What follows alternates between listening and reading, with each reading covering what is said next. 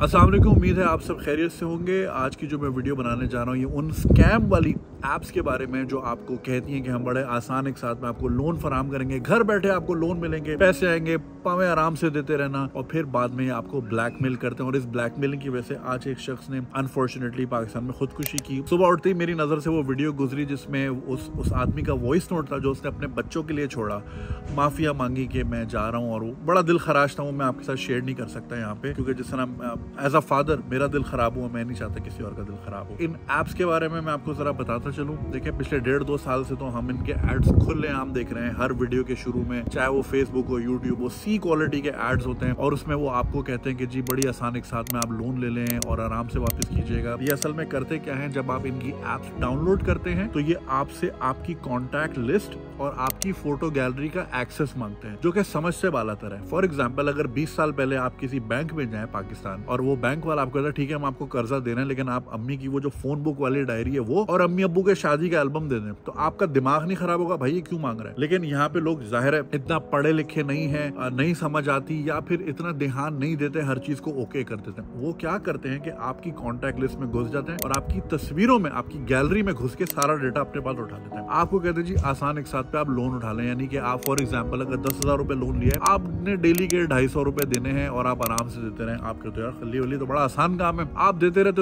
हो, महीनों बाद पता चलता है कि भाई ये तो मैं अभी तक जो मैं दे रहा था तो सूद की मद में जा रहा था, मेरा प्रिंसिपल अमाउंट 10,000 वहीं का वहीं खड़ा है। फिर ये आपको एक्सटॉर्शन वाली कॉल्स करते हैं, धमकियां देते हैं, हरास करते हैं, और फिर आपको ब्लैकमेल करते हैं। तो तरीका वारदात ये होता है कि पहले आपको घर बैठे बगैर किसी वेरिफिकेशन के, आपने बस शनाख्ती कार्ड अपलोड किया, बैंक अकाउंट नंबर दिया, आपको पैसे आ गए। पहले तो आप ये सोचें कि भाई जिस मुल्क में कोई चलते फिरते किसी को सलाम नहीं करता, आपको घर बैठ के आपके अकाउंट में हजारों रुपए या इवन लाख रुपए तक भी आपके अकाउंट में क्यों आ रहे हैं या क्या वजह है। पहले तो जांच पड़ताल करें कि जो आपको कर्ज दे रहा है आप कभी उससे मिले हैं, उसका कोई दफ्तर है, उसकी कोई वेबसाइट है, क्या स्टेट बैंक या SECP की वेबसाइट पे वो एज अ लीगल लेंडर मौजूद है या नहीं है, कभी उससे मिले हो, क्या टर्म्स एंड कंडीशन है, कोई लिखत पढ़त है। बगैर लिखत पढ़त तो भाई को कर्जा नहीं देता भाई आजकल। तो लिखत पढ़त जरूरी इसलिए होती है क्योंकि कल को आपको बचाती है। इन राइटिंग अगर कोई चीज होती है, कोई कॉन्ट्रैक्ट होता है, आपको बचाती है, क्योंकि आप दिखा सकते हो कि भाई मेरे और आपकी जो अंडरस्टैंडिंग थी वो ये थी कि अगर मैं आपसे लाख रुपए ले रहा हूं तो मैंने आपको 1,25,000 वापस करना है। जब आपने कोई लिखत पढ़त ही नहीं की तो वो फोन पे कुछ भी मांगेगा,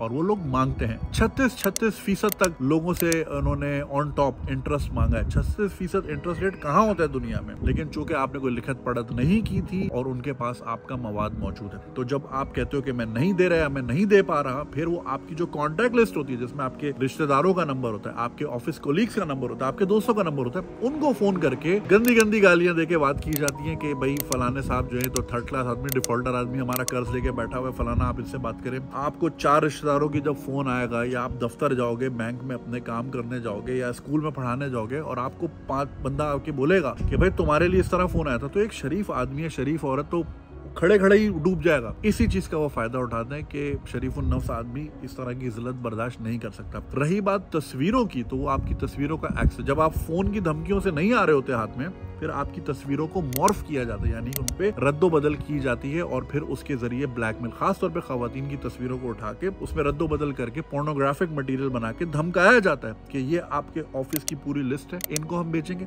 ये आपके रिश्तेदारों की लिस्ट है, आपके अम्मी अब्बू को हम तस्वीरें भेजेंगे कि आपकी इस तरह की हरकतें। तो एक शरीफ औरत तो भाई जीते जी मर जाएगी।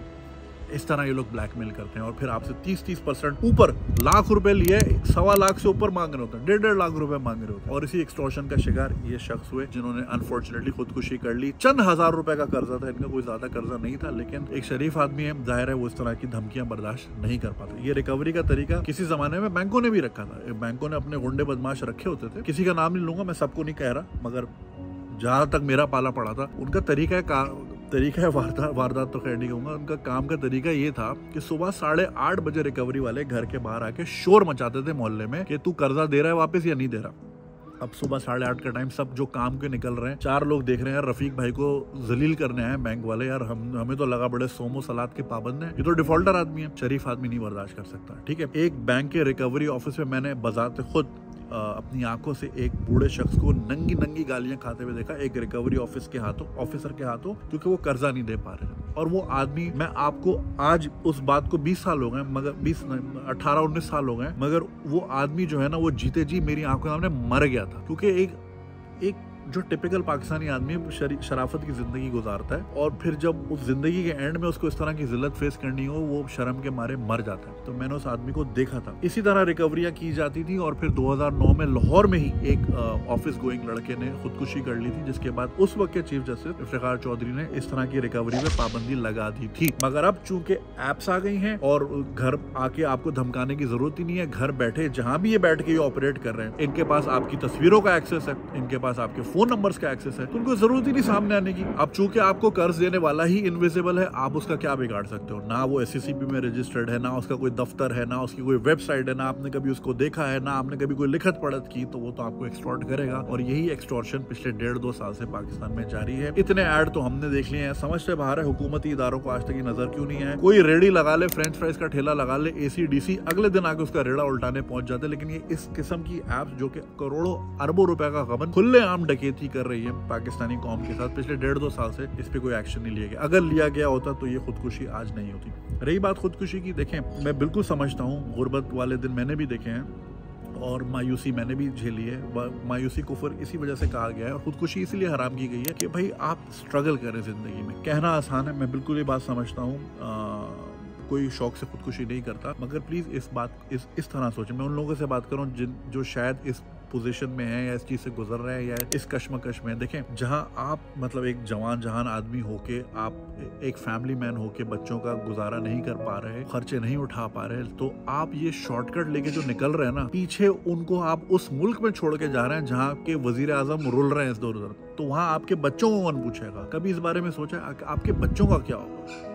आपने फॉर वट एवर रीजन आपने जाहिर है अपनी फैमिली का हिसाब किताब किया, सब किया, ठीक है, तो अच्छे बुरे हालात आ जाते हैं, कारोबार लोगों के ठप हुए हैं, पिछले 1.5 साल में लाखों लोगों की नौकरियां गई हैं। मैं बिल्कुल समझता हूँ, बुरे हालात बता के नहीं आते, इंसान ये सोच के नहीं बच्चों की फौज लगाता कि मैं हमेशा खुशहाल रहूंगा, आ जाते हैं बुरे हाल। लेकिन इस तरह बच्चों को पीछे छोड़ जाना, इस खुले मंझदार में और इस दरिया में अकेले छोड़ जाना, ये अच्छी बात नहीं है। प्लीज खुदकुशी का रास्ता बिल्कुल ना अपनाएं। चंद हजार रुपए के लिए खास तौर पे उन बच्चों की जिंदगी भर उनकी आप स्कार कर देते हैं और जिंदगी भर वो बच्चे मलामत में रहते हैं कि काश हम इस काबिल होते या 2-4 पैसे कमाने के काबिल होते, हम अपने बाप को तो बचा सकते। एक बच्चे के लिए बाप बहुत इंपॉर्टेंट होता है और मैं एज अ फादर भी ये बात कह रहा हूँ, क्योंकि मैंने जब वो उस बंदे का वॉइस नोट सुना, मेरा भी दिल फट गया सुबह उठ के। और अभी 9:15 हो रहे हैं रात की, सुबह बनानी थी वीडियो, मैं पूरा दिन जो है ना उस बुरे मूड में रहा। अब जाके आपसे बात करूँ, तो खुदा के वास्ते इस किस्म की ऐप से दूर रहें, लिखत पढ़त पूरी करें, चेक करें, चेक एंड बैलेंस रखें, उनका दफ्तर है नहीं है, वेबसाइट है नहीं है, रजिस्टर्ड है,